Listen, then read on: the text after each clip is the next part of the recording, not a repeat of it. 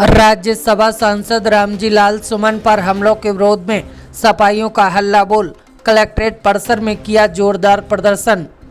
राज्यसभा सांसद रामजी लाल सुमन पर लगातार हो रहे हमलों से आहत समाजवादी पार्टी के कार्यकर्ताओं ने आज इटावा कलेक्ट्रेट परिसर में जोरदार धरना प्रदर्शन किया। इस दौरान सपाइयों ने केंद्र की मोदी सरकार और प्रदेश की योगी सरकार के खिलाफ जमकर नारेबाजी की। प्रदर्शन के दौरान सपाइयों ने महामहिम राष्ट्रपति को संबोधित एक ज्ञापन डीएम के माध्यम से सौंपा, जिसमें सांसद पर हो रहे हमलों की कड़ी निंदा करते हुए दोषियों के खिलाफ सख्त कार्रवाई की मांग की गई। ज्ञापन में न सिर्फ सांसद रामजी लाल सुमन की सुरक्षा बढ़ाने की मांग की गई, बल्कि पीडीए यानी पिछड़ा दलित अल्पसंख्यक वर्ग से जुड़े कार्यकर्ताओं की सुरक्षा सुनिश्चित करने की भी अपील की गई है।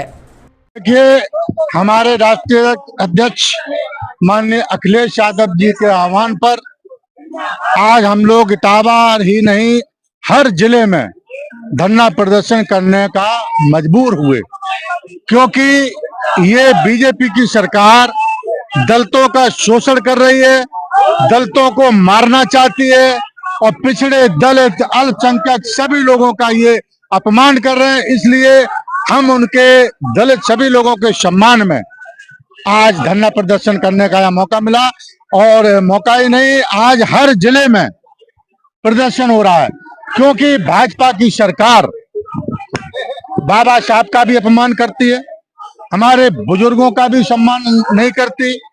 ये हमारे समाज के लोगों का खासकर सम्मान तो छोड़िए, अभी आपने देखा होगा दो तीन दिन पहले आपने देखा होगा कि अलीगढ़ में हमारे राज्यसभा सांसद 4 बार के राज्यसभा सांसद जो इस समय राज्यसभा सांसद हैं, उनको काफिला जा रहा था, उनकी गाड़ियों पे भाजपा के लोगों ने जान से मारने की नियत से गाड़ी को रोकना चाहा, वहां पे टायर फेंके और भी अन्य चीजें उनको रोकने के लिए मारने के लिए उनको रोकना चाहा। किस तरह की मांग है? हमारी मांग है कि सभी का सम्मान हो, इस देश में हर नागरिक का सम्मान हो, चाहे पिछड़ा हो, चाहे दलित हो, चाहे अल्पसंख्यक हो, चाहे अगड़े हो, सभी लोगों का सम्मान होना चाहिए, सभी लोगों को न्याय मिलना चाहिए। अभी आपने देखा अलीगढ़ में एक लड़के ने जय भीम बोल दिया, तो जय भीम बोलने पे कुछ लोगों ने, भाजपा के कुछ गुंडों ने उसको नग्न करके मारा, पीटा, उसके नग्न अवस्था में उसको घुमाया। तो ये कैसी सरकार है? अरे आप कहना क्या चाहते हैं? आप लोग चाहते क्या हैं भाजपा के लोग, कि किसी का सम्मान होगा कि नहीं? आप बाबा साहब का भी सम्मान नहीं करते हैं, आप किसी महापुरुषों का सम्मान नहीं करते हैं।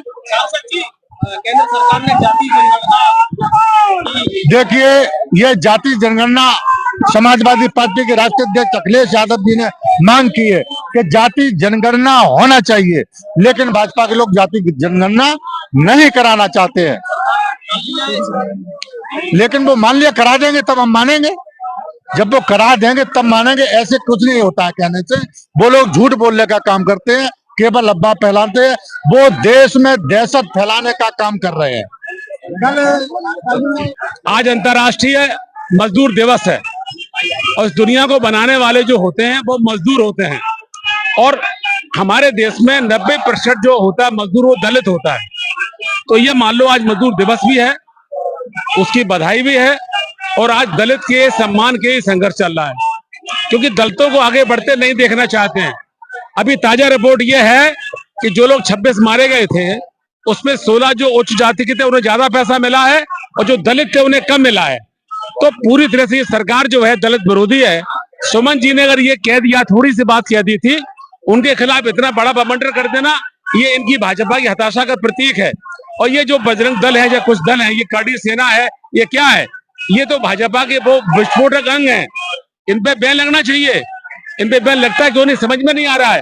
और कितने हमले हो रहे हैं उस आदमी पर, और उसने भी कह दिया मुझे मार देना, लेकिन मैं अपने बयान से हटूंगा नहीं। आज का दिन समाजवादी पार्टियों ने पूरे प्रदेश के देश के अंदर दलित के समर्थन में और सुमन जी के समर्थन, क्योंकि सुमन जी अब दलितों के सम्मान का प्रतीक बन चुके हैं, और जब प्रतीक बन चुके समाजवादी पार्टी आज सड़कों पर है, पूरे प्रदेश में धरना प्रदर्शन हो रहे हैं और सरकार को चेताने का काम हो रहा है। अगर यही होता रहा तो हम लोग जेल भरो आंदोलन भी करेंगे और बड़े आंदोलन करेंगे हर जनों के और दलितों के पक्ष में। प्रमुख मांग ये है कि जो कड़ी सेना इस पर रोक लगे, कड़ी से रोक लगे और मुकदमे कायम हो और ये कड़ी सेना प्रतिबंधित होनी चाहिए, ये सड़क पर ना उतर पाए। और जो समाजवादी पार्टी अपने संघर्ष में उतर आएगी, अखिलेश जी का इशारा चाहिए, उन्होंने कहा इशारा कर देंगे तो दिखाई नहीं पड़ेगी कड़ी सेना ये, लेकिन वो भला आदमी है, इंसानियत पसंद है, वो बलवा नहीं चाहता है। समाजवादी पार्टी तैयार है मुकाबले के लिए। इस पर संदेश ये है। दूसरा ज्ञापन ये देना है, ये सब बातें बंद होनी चाहिए।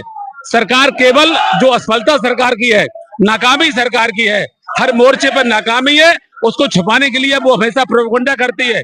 ये भी एक प्रोपेगेंडा हो गया है। जाति जनगणना केंद्र सरकार ने अरे माननी पड़ी ना, अखिलेश यादव मांग कर रहे 15 सालों से, पूरा विपक्ष मांग कर रहा है पिछले 15 सालों से। पहली बार तो तैयार हुए हैं। और जानकारी ये देखिए, दुनिया आज के समय में हर जात का सम्मान है, छोटी जातियों का सम्मान है। उन्हें पता नहीं हम कितने हैं, बड़े तो सब जानते हैं, बड़े तो बड़े हैं, लेकिन छोटी बिरादरी को पता चले कि वो कितने हैं, तो उससे उनको उन्हीं सब सम्मान मिल सके। इसलिए जनगणना बहुत जरूरी है। लेकिन अखिलेश जी ने समय की मांग की है, समय की मांग तो होनी चाहिए। आप कब करेंगे? आप 2032 में करेंगे? अगर वो चाहे तो 1 साल में हो सकती है। उनका एसडीएम, लेखपाल, डीएम सब उनके हैं। 1 साल में कर, मेरी मांग 1 साल में करना चाहिए। अखिलेश जी ने कहा 1 साल के अंदर करना चाहिए और समय सीमा तय करना चाहिए। ये सबसे बड़ी मांग हमारी। और आज मांग ये है, हमारा जो आंदोलन है, कि जो ये प्रोपेगेंडा करड़ी सेना, बजरंग दल वाले इस तरह की संस्थाएं फैलाती हैं, जो भाजपा की विस्फोटक पार्टी हैं, ये भाजपा के विस्फोटक अंग हैं, इन पर रोक लगाई जानी चाहिए। कल जिस तरह से भाजपा ने प्रदर्शन किया, हमारे साथ की तस्वीर के साथ अरे बताइए, हमारा लाखों कार्यकर्ता है, कोई करता छोटी से फोटो आगे पीछे लगा देता है तो भाजपा इतनी परेशान की होती। अखिलेश जी ने आज खंडन कर दिया कि किसी ने ऐसा किया तो गलती की है। अखिलेश जी ने तो आप सरेआम कह दिया ना उस प्रेस में कि किसी ने गलती करी, हम समझा देंगे, आगे से ऐसा नहीं होगा। और लाखों कार्यकर्ता फोटो लगाते हैं ऊंची नीची। अब यही मुद्दा मिला बस, कितना छोटा मुद्दा है ये, कौन किसकी फोटो कहाँ लगा देता है। इस पर अगर हम बात करें तो देश तुम्हारा चला जाएगा इसी में। वैसे देश बहुत परेशान है, देश इतना परेशान, रोजगारी को ले लो आप आउटसोर्सिंग जरिए नौकरी खत्म कर रहे हैं और रोज बलात्कार, पूरे आज का पूरा पन्ना अखबार का मैंने पोस्ट किया है, पूरा अपराधों से रंगा हुआ है।